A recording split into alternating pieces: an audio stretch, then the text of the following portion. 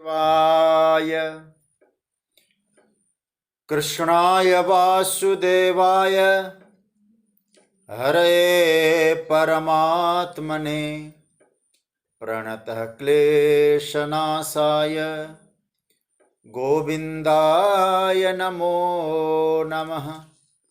नमः परमहंसास्वादितचरणकमलचिन्मकरन्दाय भक्तजनमानसनिवासाय श्रीरामचन्द्राय। वागीशायस्य वदने लक्ष्मीर्यस्य च वक्ष्यसि यस्यास्ते हृदये संवित्तं नृसिंहमहं भजे। गुरुर्ब्रह्मा गुरुर्विष्णुर्गुरुर्देवो महेश्वरः गुरुसाक्षात् परब्रह्म तस्मै श्री गुरवे नमः। भगवत चरण कमलानुरागी सभी आत्मीय प्रिय प्रभु प्रेमीजन, स्वाध्याय परिवार से जुड़े हुए सभी आदरणीय महानुभाव भगवत प्रेमीजन, आप सभी को मेरा प्रणाम, मेरा वंदन, सबका अभिनंदन। राधे राधे, जय श्री कृष्ण। प्रभु की मंगलमयी कृपा से हम लोग विज्ञान के माध्यम से अपने घर में बैठकर भगवत चर्चा करने का सौभाग्य प्राप्त कर रहे हैं। ये भगवान की विशेष कृपा का परिणाम है। श्रीमद् भगवत गीता के विश्वरूप पर चिंतन चल रहा है। कल एक श्लोक पर हम लोगों का चिंतन चल रहा था। भगवान के जो चतुर्भुज स्वरूप है, उस चतुर्भुज स्वरूप पर अर्जुन की जो श्रद्धा है, मुझे लगता है कि बहुत अच्छी श्रद्धा है। इसलिए आप अर्जुन की स्तुति को देखेंगे। यहाँ जो भगवान ने चतुर्भुज रूप का दर्शन कराया और बाद में अर्जुन स्वयं कहते हैं कि प्रभु ये 1000 भुजाओं वाला जो रूप है ना, वो छोड़कर मेरे सामने चतुर्भुज रूप वाले बन जाओ। 46वें श्लोक में प्राय श्लोक भी मिलता जुलता है। मैं चर्चा प्रारंभ करूं इसलिए आपका ध्यान थोड़ा खींचना चाहता हूं। यहाँ जो 17वें श्लोक में अर्जुन ने कहा किरीटिनम गदिनम चक्रिणम च, और प्राय उसी प्रकार का श्लोक किरीटिनम गदिनम चक्रहस्तम 46वां श्लोक, और मिच्छामि त्वाम द्रष्टुमहं तथैव जो पहले आपने दिखाया था चतुर्भुज रूप में, तेनैव रूपेण उसी रूप में। कैसा रूप? चतुर्भुजेन, उस चतुर्भुज रूप में जो सहस्त्र भाव सहस्त्र भुजाओं वाला जो सहस्त्र शीर्षा है, उस रूप से मेरे लिए प्रभु चतुर्भुज रूप में आप पधारिए। सहस्त्र बाहो भव विश्वमूर्ते, मेरे लिए चतुर्भुज रूप में आ जाइए। तो इन श्लोकों के आधार पर लगता है कि अर्जुन को भगवान का जो 4 भुजा नाथ वाला जो स्वरूप है ना, उस पर बहुत उसका आनंद आता होगा ठाकुर जी का स्वरूप देखकर। तो कल इस श्लोक पे हम चर्चा कर रहे थे, आज कुछ और मनन करने का विचार हुआ, फिर आगे बढ़ेंगे। एक बार बड़ी मस्ती के साथ पाठ करें 17वां श्लोक। किरीटिनम गदिनम चक्रिणम च तेजो राशिम सर्वतो दीप्तिमन्तं पश्यामि त्वां दुर्निरीक्ष्यं समन्तात् दीप्तानलार्कद्युतिमप्रमेयम्। इसका अर्थ हमने कल देखा था, थोड़ा चिंतन करके आगे बढ़ेंगे। भगवान ने किरीट धारण किया है परमात्मा मुकुटधारी है, भगवान गदाधारी है, भगवान चक्रधारी है, सर्वतः दीप्तिमंतम, चारों ओर से परम तेजस्वी है, तेजो राशि, तेज के खजाने हैं भगवान, दीप्तानलार्कद्युति, अनल कहते हैं अग्नि को, अग्नि और सूर्य जैसी प्रदीप्त चमक है आप में, और प्रभा है, दुर्निरीक्षम, देखने में महाराज बड़ा आंखें चौधिया जाएं, नजर नहीं मिला पा रहे हैं, ऐसा रूप है। अप्रमेयम, किसी प्रमाण से सिद्ध नहीं होने वाला स्वतः प्रमाण रूप, जिसको किसी परिमाण में नापा नहीं जा सकता, ऐसा नापा नहीं जा सकने वाला रूप। त्वाम समन्तात पश्यामि, मैं हर ओर से, हर एंगल से आपको ऐसे अनंत रूपों में देख रहा हूं, इसी रूप में मैं देख रहा हूं। ये भगवान के चतुर्भुज रूप का वर्णन कल मैंने आपको बताया था। आज मेरे मन में विचार आया एक किरीटी शब्द को खोजने का। देखिए, आप लोग इतना प्रेम से सुनते हैं ना, तो कई शब्द खोजने का मन होता है, कहीं कुछ भाव मिले तो आपके सामने रखूं। भले मेरे जीवन में कुछ घटता हो या नहीं, लेकिन अच्छा ये लगता है कि सुनने वाले मिलते हैं तो कुछ अपनी बुद्धि को थोड़ा इधर उधर घुमाने का प्रयास करते हैं। आज मैंने देखा किरीट और मुकुट में थोड़ा अंतर दिखाई दिया, इसलिए कल मैंने जो वर्णन आपके सामने किया था मुकुट के रूप में किया था, लेकिन भगवान ने, अर्जुन ने कहा किरीटिनम। किरीट और मुकुट, ऐसे जगतगुरु शंकराचार्य ने मुकुट शब्द का, किरीट शब्द का अर्थ शिरोभूषण किया है, स्पष्ट नहीं लिखा है, सिर का आभूषण। लेकिन जब मैंने देखा ग्रंथों में मुकुट शब्द और किरीट शब्द में अंतर होता है। मुकुट राउंड का होता है, और जैसे मुकुट रखा जाता है पूरे शरीर, सर को वो ढक देता है,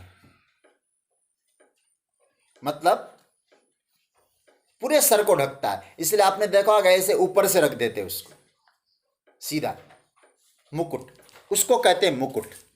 लेकिन किरीट शब्द में हमको मिला ये मुकुट जैसा नहीं होता है। किरीट मतलब केवल आगे होता है और पीछे से कोई रस्सी लगा के बांधते, मतलब क्या होता है, केवल ललाट ढकता है, सर तो सीधा खुला दिखाई दे सकता है, आप देखो तो, पीछे से देखो तो। मतलब जैसे राज्याभिषेक जो होता है उसमें मुकुट का प्रयोग होता है, किरीट का कम प्रयोग होता है। और ये भी हमको मिला कि किरीट और मुकुट में, किरीट की अपेक्षा जो मुकुट है कुछ हेवी होता है, कुछ वजनदार होता है अपेक्षाकृत। किरीट कुछ अपेक्षाकृत हल्का है। तो यहां पर जो अर्जुन ने भगवान से कहा कि किरीटिनम, आप किरीट धारण किए हैं, ठीक है। और जब ये भी मिला कि भगवान जब बाल रूप में थे ना, तो बाल्यावस्था में ठाकुर जी कभी कभी किरीट लगाया करते थे। मैया यशोदा उनको आगे से यूं करके ऐसे बांध दिया करती थी बाल्यावस्था में, और मुकुट नहीं होता था ठाकुर जी का, और किरीट होता था। और सज्जनों, और हमने इसको देखा भी है, जैसे जब भगवान का बाल रूप, अभी मेरा बेटा मुझे वो चित्र दिखा रहा है सामने से, कई चित्र दिखा रहा हो, सब आधे आधे सर में रखे हुए। एक दिखाना बेटा कोई चित्र, मैं आपको दिखा दूं, मुकुट वाला, किरीट वाला। ऐसे जो ठाकुर जी का एक किरीट वाला रूप है, ये वाला रूप जो है सामने दिखाई नहीं दे रहा होगा, हाँ, ये जो है आपको थोड़ा बहुत दिखाई दे रहा होगा, किरीट वाला रूप है, तो मुकुट नहीं, तो आधा जो भाग है। तो कहते हैं ए किरीटिनम। और मैंने कथाओं में भी देखा, जब भगवान श्री कृष्ण का जन्म होता है ना, तो छोटे बाल रूप में जो भगवान बनाए जाते हैं उनको जो पहनाया जाता है वो किरीट ही पहनाया जाता है, मुकुट नहीं पहनाया जाता है।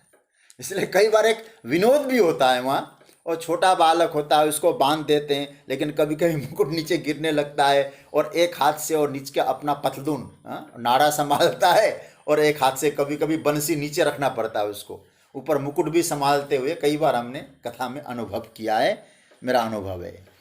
तो कहने का अर्थ है, अर्जुन यहाँ कह रहे हैं प्रभु आपके सर पे मैं किरीट देख रहा हूं, इसलिए यहाँ किरीटिनम शब्द का प्रयोग है। प्रभु मुकुट नहीं पहनते ऐसी बात नहीं है, लेकिन यहाँ किरीट, अर्जुन यहाँ किरीट इसीलिए कह रहे हैं, मुझे जहां तक लगता है, क्योंकि आप सुन चुके हैं नान्तम न मध्यम न पुनस्तवादिम।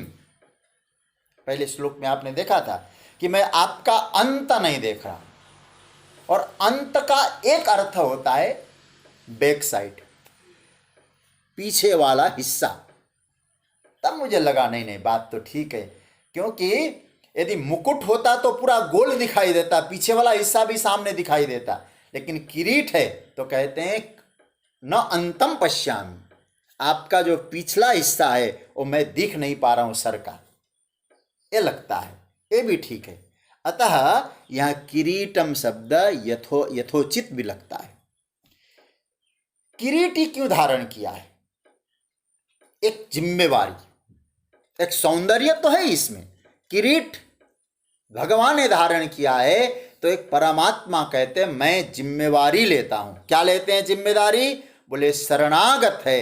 अर्जुन मानो कहता है प्रभु आपने किरीट पहना हुआ है, मैं किरीट को देख रहा हूं, आप जिम्मेवारी ले रहे हैं, मैं आपका शरणागत हूं। तो सज्जनों कभी ये भाव आ जाए ना, ठाकुर जी का मुकुट देखिए, ठाकुर जी का किरीट देखिए, और किरीट देखकर ये भाव बनाइए। क्या बनाए? भगवान मेरी जिम्मेवारी ले रहे हैं, मैं उनके शरण में हूं, एक किरीट का अर्थ करना। उसके बाद गदिनम, भगवान के हाथ में गदा है, किरीटिनम, और श्लोक याद रखना, गदिनम। गदा क्या है? बोले गदा शासन का प्रतीक है, अनुशासन का प्रतीक है। और अर्जुन या गदी शब्द का गदिनम कह के कहना चाहते हैं सरकार मैं अब केवल आपके अनुशासन में रहूंगा प्रभु, आपके नियमानुसार चलूंगा, मैं अपने मन मर्जी से नहीं चलूंगा, आपके अनुशासन में रहूंगा। एक गदा देख के समझना। और च शब्द से मैंने कहा था शंख और कमल, किरीटिनम गदिनम चक्रिणम। च से क्या बताया था? शंख और पुष्प, कमल, पंकज। तो इसका अर्थ क्या है? चक्र जो भगवान ने धारण किया, गदिनम और चक्रिणम। चक्र क्यों धारण किया? गदिनम चक्रीटिनम, गदिनम चक्रिणम, च से कमल और शंख। यह चक्रिणम शब्द से भगवान यदि चक्र को धारण किया है तो क्या अर्थ लगाना चाहिए? मतलब दुर्जनों को भयग्रस्त करता है और भगवत शरणागतों को आश्वासन देता है। ये बहुत महत्वपूर्ण बात समझना। किरीटिनम गदिनम चक्रिणम च। क्या भक्तों के मन में क्या भाव होना चाहिए चक्र को देखकर?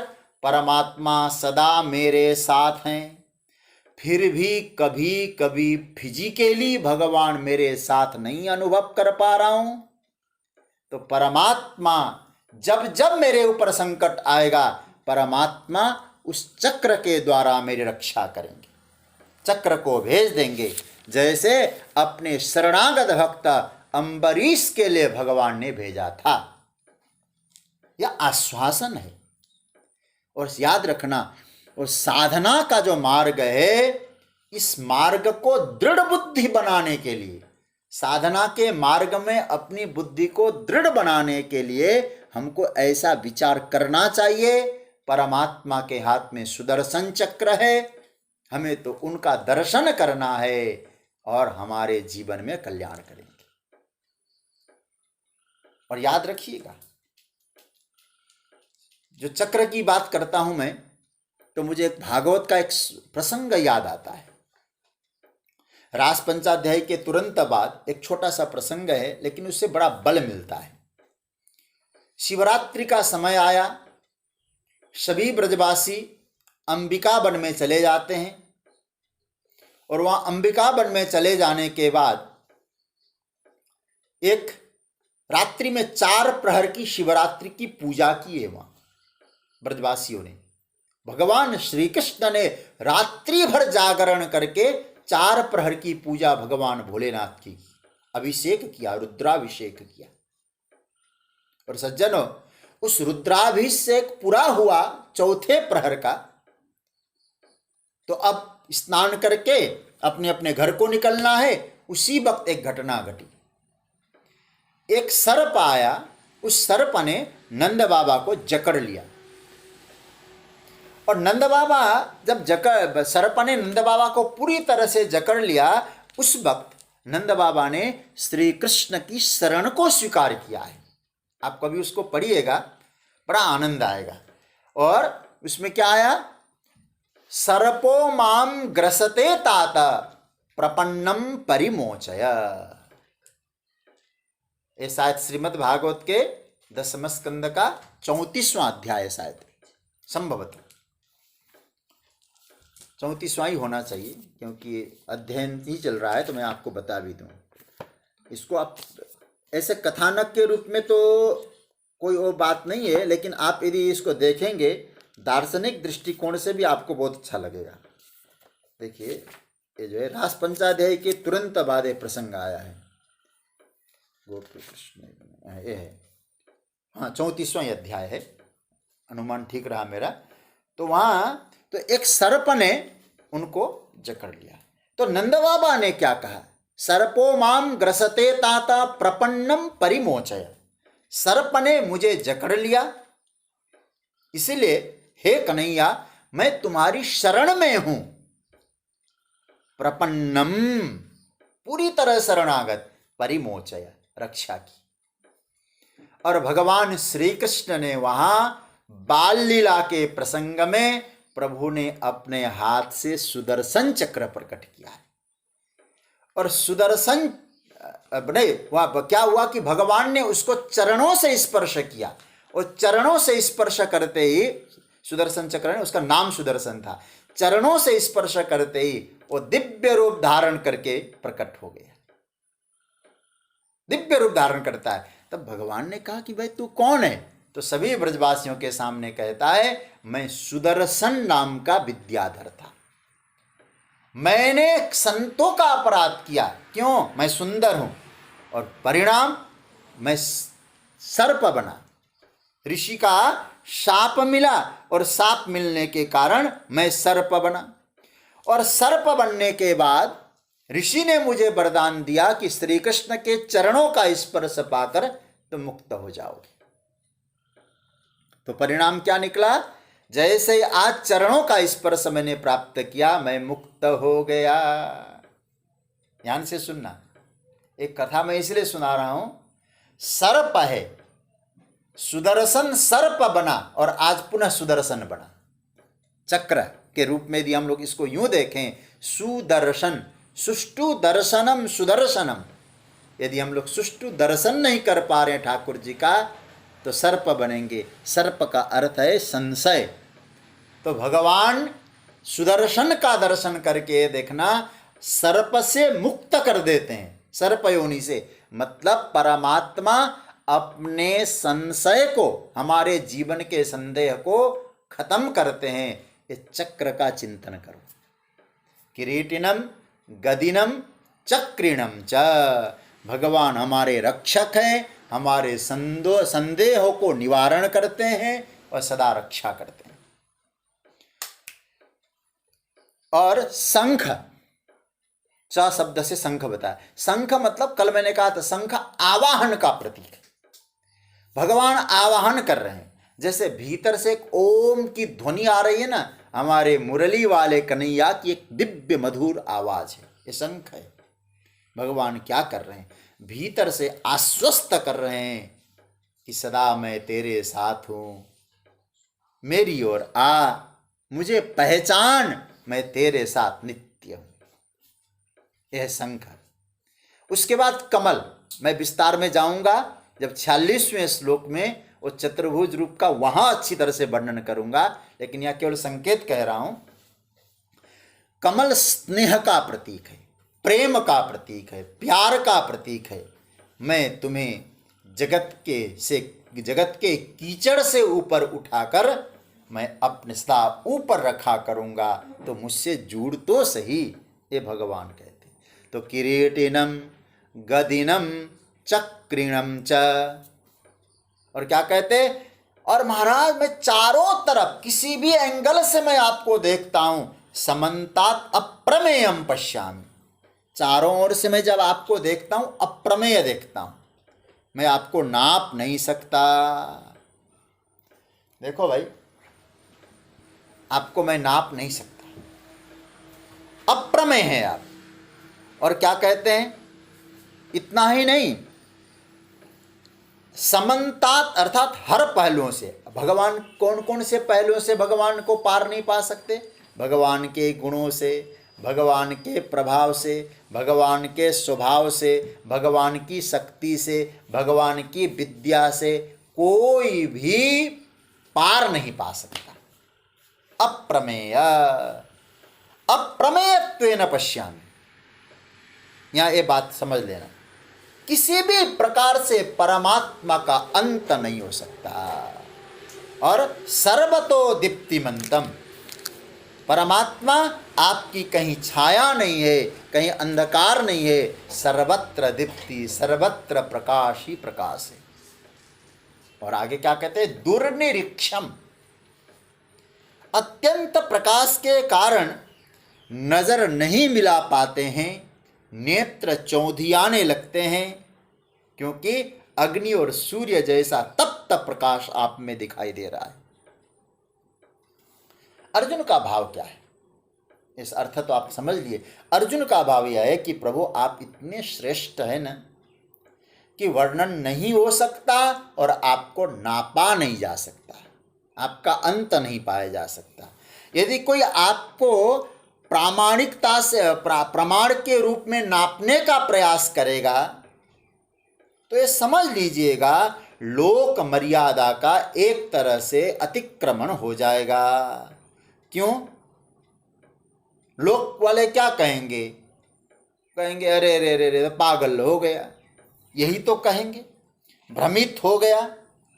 और प्रिय सज्जनों, मैं एक बात आपसे निवेदन करूंगा, जीवन में कभी हमको दिव्य अनुभव जो हो जाते हैं ना, भगवान की कृपा से, भगवत आप सौभाग्यशाली है, तो कभी कभी ऐसा अनुभव हो, ऐसे इंद्रियातीत जो अनुभव होते हैं, उस समय जब कोई व्यक्ति भावावेश में आता है, और उस समय का जो अनुभव है, पहली बात तो व्यक्त करना बड़ा कठिन है, क्योंकि अप्रमेय है।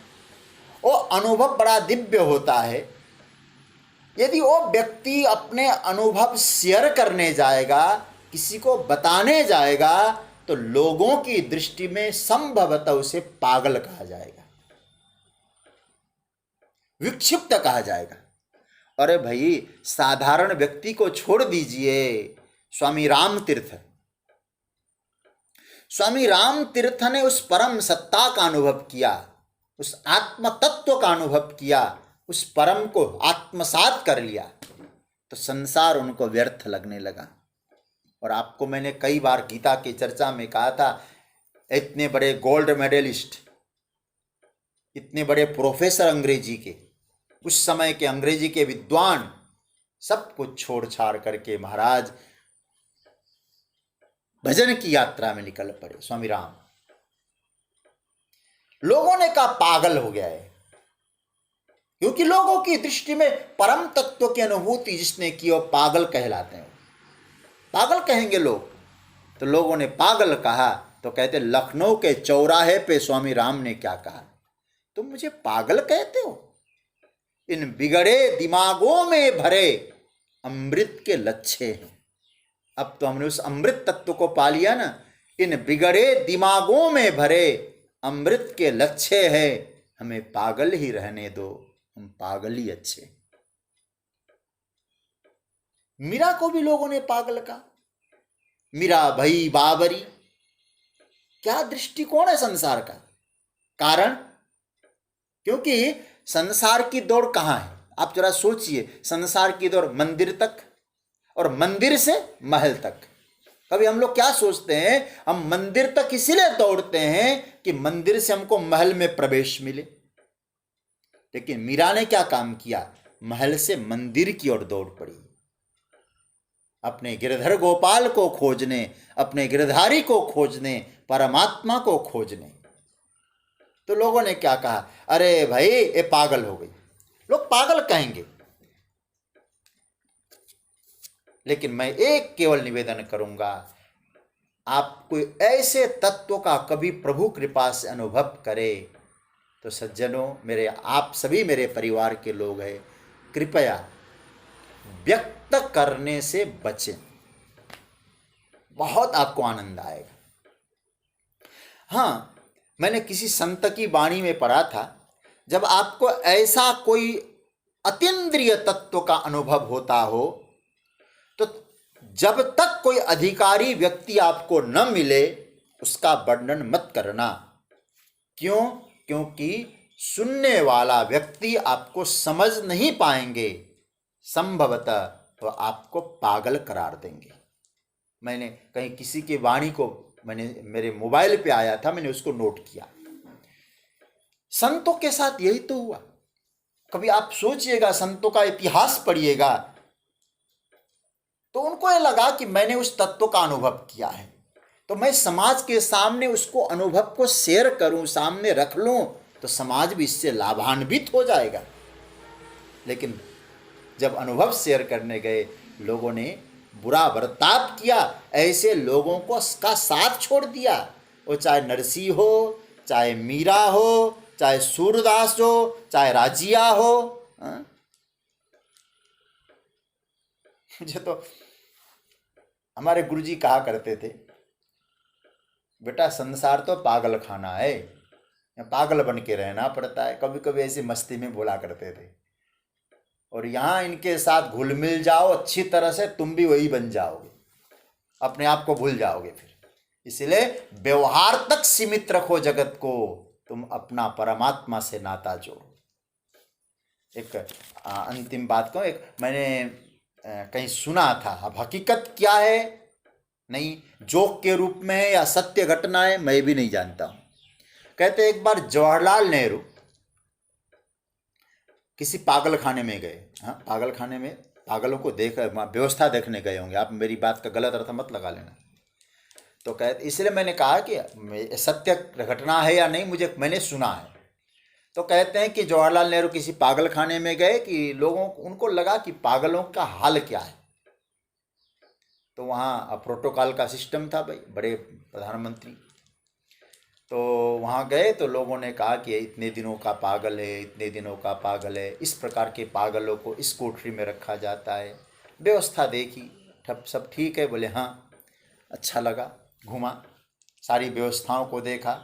और कोई आदेश देना था तो उनके साथ जो लोग थे कहा कि इसको ऐसी व्यवस्था दो, इनको ऐसी व्यवस्था दो, ये असुविधा है, ये मच्छर है, यहाँ ये है, सबकी सुंदर व्यवस्था बननी चाहिए। ऑर्डर दिया, कहा कि ये इस कमरे में, बोले अभी तो एक ही बैठा है लेकिन ये ठीक होने वाला है, क्योंकि हम लोगों ने इस तरह से इन पागलों को ठीक करने की कोशिश की, ठीक होके लोग घर की ओर जाते। अब ये 6 महीने में ये पूरी तरह से नॉर्मल हो जाएगा, ये चला जाएगा। तो जवाहरलाल नेहरू के मन में आया, चलो पूछा, ये बातचीत करता होगा ना? बोले हाँ हाँ, आप बात कर सकते हैं। तो कहा कि मैं बात करना चाहूँगा। अपने लोगों से कहा कि तुम जरा दूर हट जाओ, मैं जाके इससे बात करूँ। तो कुछ दूरी पर वो लोग चले गए। तो नेहरू जी जाके उससे बात करने लगे। बोले तुम कब से हो? वो कुछ बोला नहीं। तो पहले डायरेक्ट उसने पूछा, तुम कौन हो? पागल ने पूछा जवाहरलाल नेहरू से, जो 6 महीने में ठीक होके घर जाने वाला था। तो उस पागल ने पूछा तो उन्होंने कहा कि मेरा नाम जवाहरलाल नेहरू है। अच्छा अच्छा अच्छा अच्छा, मैं भी जब यहाँ आया था ना, उससे पहले मैं भी अपना नाम यही कहता था। अब कोई बात नहीं, 5-6 महीने में तुम भी ठीक हो जाओगे, फिर चले जाना तुम, अभी शायद हम निकल जाएंगे तो इसी कमरे में रह जाना। कहने का मतलब यह है ये संसार पागल खाना है संजनों, यहाँ आप सयाने बन के रहोगे, अपने अनुभवों को शेयर करने की कोशिश करोगे, दूसरे को सुधारने की कोशिश करोगे, तो दूसरा सुधरे या न सुधरे हम जरूर बिगड़ जाएंगे। मैं एक निवेदन एक जरूर करना चाहूँगा, सुधारने की बात मैं विरोधी नहीं हूँ, लेकिन दूसरे को सुधारने से पहले हम सुधर जाएं। आपके व्यक्तित्व से, आपके आचरण से, आपके वक्तव्य से कोई सुधर जाए ये उसकी मर्जी, लेकिन मैं सुधारने की ठेका लेके चल रहा हूँ, ये बिल्कुल जीवन से निकाल दीजिए। जीवन का आनंद देखिए। परिवार में क्या हो रहा है? पति पत्नी को सुधारने में लगा है, पत्नी पति को सुधारने में लगा है, माँ बाप बच्चों को सुधारने में लगे, और बच्चे कहते हमारा बाप बिगड़ गया, इसको सुधारो। कहने का तात्पर्य है हमारा जीवन कैसा होना चाहिए हम स्वयं को समझें, तो दिव्य अनुभव हमको हो, लेकिन अधिकारी कोई मिले तो वर्णन करे। तो मैं थोड़ा सा प्रसंग आगे निकल गया मेरा, बस इतना है कि अर्जुन परमात्मा का यह दिव्य चतुर्भुज रूप दर्शन कर रहे हैं। किरीटिनम कुंड चक्र गदीनम चक्रिणम च तेजो राशिम सर्वतो दीप्तिमंतम पश्यामि त्वाम दुर्निरीक्षम समन्तात दीप्ता नलार्कद्युतिम प्रमेयम। आपको किसी भी तरह से देखा जाए सज्जनों, प्रभु हे प्रभु आप बिल्कुल अप्रमेय है, किसी प्रमाण से आपको प्रमाणित नहीं किया जा सकता है, ये अर्जुन कहते हैं। अब आइए 18वां श्लोक, और इस श्लोक पर बहुत अधिक से अधिक मनन करना है हम लोगों को, 18वें श्लोक पर, और मैं चाहूँगा आप लोग भी खूब मनन करिएगा। पहले इसका पाठ करते हैं, 18वां श्लोक। त्वमक्षरं परमं वेदितव्यं त्वमस्य विश्वस्य परं निधानम् त्वमव्ययः शाश्वत धर्मगोप्ता सनातनस्त्वं पुरुषो मतो में। बड़ा प्यारा मंत्र है, याद करने लायक मंत्र है। त्वं परमं अक्षरं वेदितव्यं त्वं अस्य विश्वस्य परं निधानं त्वं अव्ययः शाश्वत धर्मगोप्ता त्वं सनातनः पुरुष में मतः। क्या अर्थ है इसका? त्वं परमं अक्षरं वेदितव्यम, आप ही परम अक्षर हैं, और वेदितव्यम का अर्थ होता है आप ही जानने योग्य है। त्वं अस्यस्य विश्वस्य परम निधानम, आप इस विश्व के परम आश्रय हैं, परम निधान हैं। त्वं अव्ययः, आप अविनाशी हैं, शाश्वत हैं, सदा रहने वाले हैं, धर्म गोप्ता है, धर्म के आप रक्षक है, गोप्ता मतलब रक्षक, और त्वं सनातनः पुरुषः, आप अविनाशी सनातन पुरुष हैं। और क्या कहते हैं? मैं मतः, ऐसा मैं मानता हूं। यह अर्थ तो समझ में आया। एक चीज आपको बताऊं, आपने पहले लगातार 15वां, 16वां और 17वां इन 3 श्लोकों को आपने देखा, और मैंने कहा प्रत्येक श्लोक में आप जरा देखिए पश्यामी पश्यामी पश्यामी, तीनों। और पहले 15वें में तो पहले ही पश्यामी आया, और दूसरे श्लोक में भी पश्यामि त्वाम सर्वतोऽनंत रूपम, और 17वें श्लोक में भी पश्यामि त्वाम दुर्निरीक्षम समन्तात, लेकिन यहां पश्यामि नहीं आया। और फिर आगे चलेंगे ना तो 19वें श्लोक में फिर पश्यामि कहेंगे, तो यहां पश्यामि क्यों नहीं बोले हो? इसको थोड़ा सा ध्यान देना। मतों में मैं ऐसा मानता हूं, यहां पश्यामि नहीं, अनुमान करता हूं।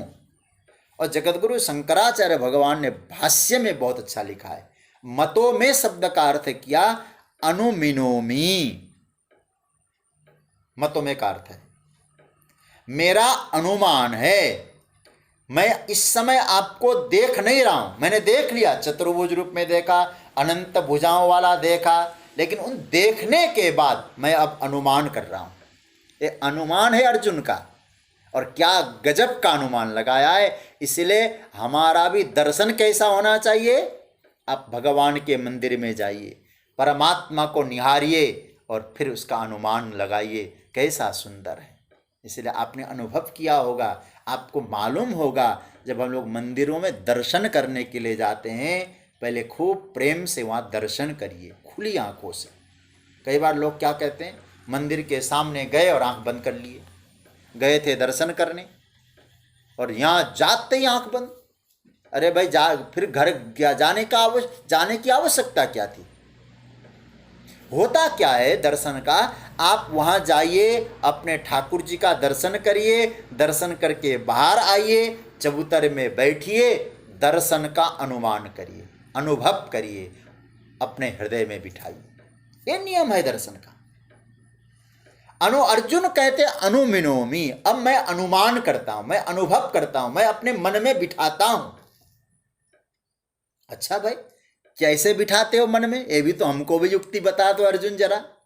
परमात्मा का अनुमान लगाने का कैसे, क्या तरीका है? तो अर्जुन कहते महाराज, मैंने जो देखा उस देखे हुए के बेस पर, मैंने जो दर्शन किया उस दर्शन के आधार पर अनुमान लगाता हूं। इसका अर्थ क्या हुआ? सगुण साकार की महिमा कितनी है, सगुण साकार का दर्शन करके उसका चिंतन करो। क्योंकि जो आप देखते हो ना, वो चिंतन जल्दी बढ़ जाता है। मतों में मेरा अनुमान है, मेरा मत है। इसका पूरा भाष्य लिखा है जगतगुरु शंकराचार्य ने। इत एव च योग शक्ति दर्शनात् अनुमिनोमी, स्पष्ट लिखा है भाई, बड़ा प्यारा मंत्र है। मतलब आपका जो दिव्य स्वरूप है, दिव्य शक्ति आपने दिखाया, मैं उसका अपने हृदय में अनुमान करता हूं, उतारता हूं। अरे भाई, क्या अनुमान है? कहा कि जो प्रभु ने दिखाया उसके आधार पर मैं अनुमान। बताओ तो सही, अनुमान क्या, किस चीज का कर रहे हो? तो अर्जुन ने प्रारंभ किया, त्वम अक्षरम परमं वेदितव्यम। एक एक मंत्र जो है ना, बहुत व्याख्या करने लायक है। आप ही वह परम अक्षर तत्व हो जिसको जानना चाहिए, जानने योग्य तत्व केवल आप हो सरकार। परमं वेदितव्यम, इसको भी भाष्य में बहुत प्यारा मंत्र आया, इसके लिए भी देखिए क्या लिखा है भाष्यकार ने। मुमुक्षुभिर ज्ञातव्यम, जो मुमुक्षु जन है और मुमुक्षुओं के लिए जानने योग्य परमात्मा है। मुमुक्षु मतलब सब कुछ तो छोड़ दिया जगत का, मुक्ति की प्यास लेकर बैठे हैं, परमात्मा का भजन करते हैं, जगत उनको आकर्षित नहीं करता, ऐसे लोगों के द्वारा जानने योग्य बन गए आप। मुमुक्षुभिर ज्ञातव्यम त्वमस्य विश्वस्य परम निधानम। हे मेरे मालिक, हे मेरे ठाकुर, अर्जुन क्या कह रहे हैं? हे जगन्नाथ, और जगन्नाथ पुरी वाले जगन्नाथ नहीं है, जगत के नाथ, विश्वस्य निधानम। क्या है? आप कौन है? त्वम निधानम। निधान शब्द का अर्थ होता है आश्रय। निधान शब्द का इसे संस्कृत में अर्थ होता है रहने की जगह। ये शब्द आप नोट करने जैसे हैं, रहने की जगह को कहते निधान। ठीक है, उसका भी अर्थ निधान। देखिए, आप तो आप ही रहने की जगह हो। अच्छा भाई, किसके रहने की जगह हो? अस्य विश्वस्य परम निधान, अस्य विश्वस्य निधानम, इस विश्व के रहने की जगह आप हैं। मतलब क्या हुआ? हमारे ठाकुर जी की ऐसी सत्ता है जिस सत्ता में संपूर्ण विश्व श्वास ले पा रहा है, पूरी दुनिया उसमें जीवंत का अनुभव कर रही है। पूरी दुनिया में अपने आप को पूरी दुनिया परमात्मा में ही अपने आप को होश में पा रही है। अच्छा भाई, आप जरा बताइए वह कौन है? वेदांत के आधार पे पूछ रहा हूं आपसे। अब थोड़ा वेदांत की बात में आपको ले आऊं। पूरी दुनिया उनमें है। अच्छा, अब बताइए आप लोग, वह कौन है जिसमें सारा स्वप्न प्रपंच स्फुरित होता है? वो कौन है? अच्छा, उसको क्या बोलेंगे आप? सारा स्वप्न का प्रपंच स्फुरित हो रहा है, उसको आप क्या कहेंगे? तो स्वप्नस्य विश्वस्य परम निधानम, यही बोलेंगे आप? बोलना पड़ेगा कि नहीं पड़ेगा? स्वप्नस्य विश्वस्य परम निधानम, याद रखिएगा। मतलब स्वप्न आप देख रहे हैं, किसमें स्वप्न दिखाई दे रहा है? आप में। आप अमेरिका, इंग्लैंड, आप दिल्ली के हैं तो मुंबई, आपने बनाया कि नहीं? सारा बम्बई, इंग्लैंड, अमेरिका सब आप एक में स्वप्न में स्फुरित हो रहा है कि नहीं हो रहा है? तो एक में सब स्फुरित हो रहा है। देखिए, हम तो ऐसा मानते हैं ना परमात्मा। अब ये तो इसीलिए मैंने एक बात दृष्टांत आपको दिया, इस दृष्टांत को थोड़ा पकड़ के रखना, अभी और स्पष्ट हो जाएगा। मैंने स्वप्न की दृष्टांत दिया, जैसे मैं सपना देख रहा हूं, सारा स्वप्न का जो प्रपंच किसमें आश्रित है, किसमें निधान है? बोले मुझ में है। जब हम अकेले में सारा स्वप्न प्रपंच रह सकता है, तो परमात्मा में विश्व प्रपंच क्यों नहीं रह सकता है? देखो, ध्यान से सुनिएगा। हम तो ऐसा मानते हैं, त्वमस्य विश्वस्य परम निधानम जब कहते हैं कि कोई एक स्थूल चीज होगी, जिस चीज में बहुत दुनिया का जो विश्व है वो रखा होगा, विश्व उसमें स्थापित होगा। आखिर इतना बड़ा विश्व रखने के लिए भी तो जगह चाहिए। वह जगह, इतना विशाल विश्व है, उस विशाल विश्व को रखने के लिए कितनी बड़ी जगह चाहिए भाई? आप थोड़ा सोचिएगा। लेकिन परमात्मा के विषय में क्या कहा गया? वो न बड़ा है न छोटा है। बड़ा है तो इतना बड़ा है कि अरो रणीयान महतो महीयान, और छोटा है तो फिर क्या कहना। और एक बात कहूं, उपनिषद ने स्पष्ट कहा, छोटा और बड़ा, स्थूल और सूक्ष्म दोनों से और विलक्षण है। इसलिए श्रुति ने बहुत बढ़िया बात कही। बृहदारण्यक उपनिषद में भगवान याज्ञवल्क्य जी अपनी पत्नी गार्गी को कहते हैं, अनणु अस्थूलम, वो न स्थूल है और न सूक्ष्म है। क्या हुआ फिर? न छोटा है न बड़ा है। तो जैसे स्वप्न प्रपंच आप में रखा है, तो परमात्मा को कह दिया न छोटा है न बड़ा है। अरे महाराज, विश्व का निधान होने के लिए कुछ तो बड़ा होना पड़ेगा कि नहीं पड़ेगा? बड़े हुए बिना विश्व का निधान परमात्मा कैसे बनेंगे फिर? तमस्य विश्वस्य परम निधानम, ये मंत्र थोड़ा सा पकड़ना। फिर मैं उस स्वप्न की बात ला रहा हूं आपको समझाने के लिए। देखिए, वैसे ही होगा जैसे पूरा स्वप्न हम में रहता है, ठीक है? अच्छा, बड़ा सपना यदि आपने देखा तो आप अपने से कितने फैलते हैं? बड़ा सपना देखने पर फैलते हैं क्या? अच्छा, आपने छोटा सपना देखा, क्या आप सिकुड़ते हैं क्या? तो याद रखिएगा, स्वप्न का निधान बनने के लिए स्वप्न देखने वालों को, स्वप्न दृष्टा को न फैलना होता है न सिकुड़ना होता है। तो आप समझ गए होंगे।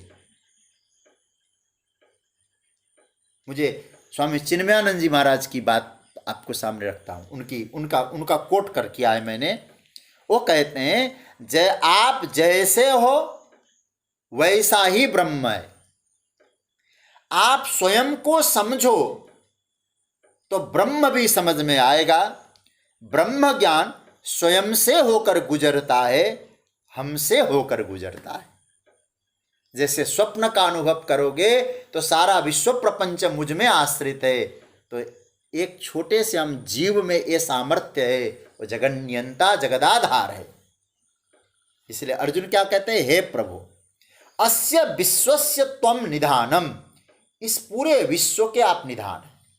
इसको और गंभीरता से समझ लीजिएगा, आपको और समझाने की कोशिश कर रहा हूं। देखो, कौन किसका निधान है, कौन कहां रहता है, इसको थोड़ा समझना। अच्छा, अब आप अपने आप से प्रश्न पूछना। अभी तो स्वप्न की बात तो मैंने उदाहरण के तौर पे कहा, आप समझ गए होंगे। सारा स्वप्न प्रपंच हम में है तो विश्व प्रपंच परमात्मा में है, क्योंकि स्वयं परमात्मा कहते हैं, स्वयं शंकर भगवान कहते हैं, सत हरि भजन जगत सब सपना। जगत सपना है तो उसमें न होते हुए ही भास रहा है, ये वेदांत कहता है। जैसे न होते हुए ही रस्सी में सर्प भास रहा है, ऐसे विश्व प्रपंच परमात्मा में भासता है।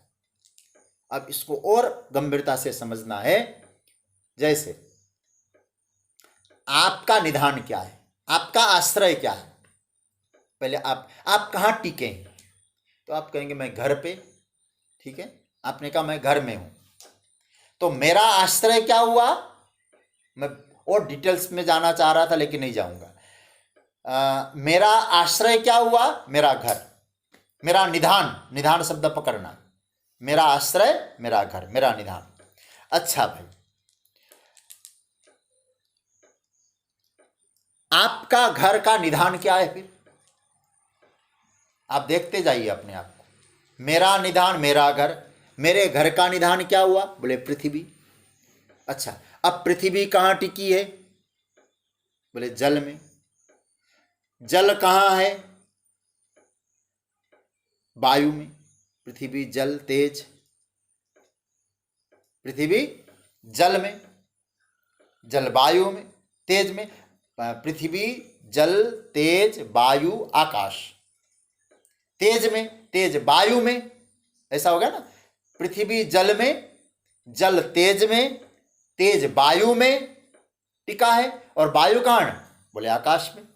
ये तो आप समझ गए होंगे।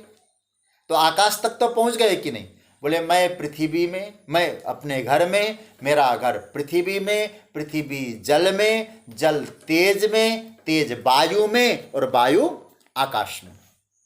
यहां तक तो आप समझ गए। अच्छा भाई, अब आकाश कहाँ है फिर, आकाश कहाँ टिका है। तो मैं थोड़ी देर आपको पुराणों में ले जाता हूं। हमारे श्रीमद् भागवत पुराण, अन्य पुराणों में आकाश और उपनिषदों में भी चर्चा है। आकाश वायु, वायु अग्नि, अग्नि आपाद्य पृथ्वी। तो अब आकाश कहाँ है, तो शास्त्रों के अनुसार, पुराणों के अनुसार आकाश का प्राकट्य हुआ है अहंकार से। वो अलग विषय है, बहुत लंबा विषय है। अहंकार से आकाश प्रकट हुआ। तो अब जरा बताइए, अहंकार, आकाश का आश्रय हो गया अहंकार। अच्छा, अहंकार रहता कहाँ है, उसका नाम क्या है, तो फिर पुराणों का आश्रय लेंगे तो हो जाएगा। आकाश का निधान हो गया महत्वत्व, महतत्व। अच्छा, महतत्व कहाँ रहता है, उसका नाम है साम्यावस्था प्रकृति। अब आप देखते जाइए, एक का आश्रय दूसरा है कि नहीं है। मैं ये नहीं कह रहा हूं कि इसका आश्रय नहीं है, मेरे बेटे के लिए मैं आश्रय हूं, मेरे लिए कोई और आश्रय, ठीक है। ये निधान हम सब मान रहे हैं कि निधान कई हो सकते हैं, मैं इनको मना नहीं कर रहा हूं सरकार, लेकिन परम निधानम नहीं हो सकता। हम अभिमान करते मैंने उसको धारण किया है, मेरा, मैं उसका निधान हूं, लेकिन एक बात याद रखिएगा, परम निधान केवल परमात्मा है। परम निधान कौन हुआ, केवल परमा। इसलिए क्या निधानम शब्द का प्रयोग नहीं है, त्वमस्य विश्वस्य परम निधानम। इन निधानों को हम मना नहीं करते, अतः इन निधानों के लिए हम किसी परम शब्द का विशेषण नहीं लगाएंगे, क्योंकि एक के बाद एक निधान मिलेगा, एक के बाद एक निधान मिलेगा, एक के बाद एक आश्रय मिलेगा। परम विशेषण उस पर लगा सकते हैं जो सबका निधान है। इसलिए त्वमस्य विश्वस्य परम निधानम। जैसे एक व्यक्ति ट्रेन की यात्रा कर रहा था और ट्रेन की यात्रा में एक बोझा लेकर, बोझा सर पे लिया हुआ था, ट्रेन में बैठा है और उस बोझा को सर पे लेकर बैठा है। किसी ने कहा, अरे महानुभाव, सर से उतारिए, नीचे रखिए। उसने क्या कहा, अरे आपको नहीं मालूम, सारा बोझा ट्रेन को दें अच्छा नहीं है, इसलिए कुछ बोझा हम ही ले लें। अब आप क्या कहेंगे भाई इसको? अरे भाई, तेरे बोझे का वजन सब ट्रेन ही निधान है उसके लिए। तू उस बोझे को अपने आप को कह रहा मैं निधान हूं, लेकिन तेरा भी निधान वही है, बोझे का निधान भी वही है। तो क्या अर्थ निकला यहां? इसलिए अर्जुन क्या कहता है, महाराज एक एक बोझा उठा के हम कहते मैं इसका रक्षक हूं, मैंने इसकी रखवाली की, मैं न होता तो क्या होता। लेकिन सच्ची बात यह है, मेरा तेरा सबका, किसका? त्वमस्य विश्वस्य, सारे जगत का जो निधान है, सारे जगत का जो आश्रय है, वो परमात्मा है। इसलिए त्वमस्य विश्वस्य परम निधानम। कभी समाहित चित्त होकर, कभी ध्यानस्थ चित्त होकर, कभी परमात्मा श्री कृष्ण के चरणों में श्रद्धा रखकर इन शब्दों पर विचार करिएगा तो अर्थ खुलते जाएंगे। हम औरों के निधान बनने का अभिमान न करें, हम सबका निधान परमात्मा है। नहीं तो यदि हम एक कहेंगे हम न होते तो तेरा क्या होता, मैं ही तुझे उठा रहा हूं, अरे महानुभाव, फिर ट्रेन के यात्री बनिएगा बोझा उठाने वाले, सबका बोझा उठाता है, मैं नहीं रहूँगा तो इनका क्या होगा। हमारा जैसे उसने देखा है वैसा ही उसको देखेगा। इसलिए आप अपने आत्मकल्याण का प्रयत्न करो। आज हो क्या रहा है, बुरा मत मानना। हम लोग क्या करते हैं, हमारे बच्चों का क्या होगा, इनके लिए हमको ये करना है, वो करना है, ये करके छोड़ेंगे। तेरा किसने किया? अरे भाई, जिनका कोई नहीं होता वो भी परमात्मा करता है, उनका भी। इसलिए अर्जुन कहते, महाराज मुझे ये लग रहा था कि महाराज हम युद्ध करेंगे, युद्ध में कुछ हो जाएगा, कुछ इधर उधर न हो जाए, तो ऐसी स्थिति में तो महाराज आज समझ में आया, अरे सबको तो आप ही ने धारण किया है, केवल मुझे नहीं, पूरे संसार को। एक उस संसार में कुरुक्षेत्र रण का रण मैदान एक कोने में जुगजुगा रहा है। तो प्रभु आप तो विश्व के आश्रयदाता, आश्रय स्थल है, संसार आप में ही आनंद पाता है। इसलिए व्यर्थ का अभिमान नहीं करना चाहिए। त्वमस्य विश्वस्य परम निधानम। एक बात और याद रखिएगा, जो व्यक्ति अभिमान में रहता है, मैं करता हूं, मैं प्राय कथा में इस बात को कहा करता हूं, आज फिर दोहरा रहा हूं इस बात को, आप पकड़ लेना। मोह और अहम, अहम और मम, जिसको अहंकार और ममता कहते हैं, वो क्या है? अहंकार और ममता किसको कहते हैं? मैं सरल शब्द में यदि आपके सामने बात रखना चाहूं तो अहंकार का मतलब होता है इनके बिना, मेरे बिना इनका क्या होगा, ये आपका अहम है। मेरे बिना, अर्जुन का यही तो है ना, मैं नहीं करूंगा युद्ध, ममता आ गई, अहम आ गया, मैं नहीं करूंगा तो ऐसा नहीं होगा, ये लोग मरेंगे। देखो, मेरे बिना इनका क्या होगा, इसके आगे लिख दीजिएगा अहम, और इनके बिना मेरा क्या होगा, इसके आगे लिख दीजिए मम, ममत्व। तो व्यक्ति का बंधन का मूल कारण क्या है? आप लोग गीता सुन रहे हैं, व्यवहार पक्ष दूसरा है सज्जनों, व्यवहार करिए, सबका यथोचित व्यवस्था करिए, दिन रात मेहनत करिए, लेकिन एक बात हमेशा याद रखिएगा, मेरे बिना इनका क्या होगा और इनके बिना मेरा क्या होगा, ये दोनों के सूत्रों को हटा दीजिए। इन दोनों को जब तक हटाएंगे नहीं तब तक आप समझेंगे अहम विश्वस्य निधानम, मैं हूं निधान संसार का, मैं हूं परिवार का, मैं हूं पत्नी का, मैं हूं बच्चों का। सच्ची बात अर्जुन कह रहे हैं, प्रभु आज हम कह सकते हैं हम नहीं हैं, फिर कौन है? त्वमस्य विश्वस्य परम निधानम। और ये नहीं, अर्जुन क्या कहते हैं, मैं इसका मैं अनुभव कर रहा हूं, इसको मैंने समझ लिया इसको, क्योंकि देख कर बोल रहा हूं। अर्जुन ने देखा, क्या देखा? सारे देवता आप में हैं, सारे ऋषि आप में हैं, सारे लोक आप में हैं, तो हम किसी का आश्रय कैसे बन सकते हैं? हमने इनको ऐसा कर दिया, कैसे संभव है फिर? क्योंकि सबका आश्रय स्थल परमात्मा है, सबको आश्रय देने वाला भगवान है, तो हम व्यर्थ का अहंकार क्यों करें?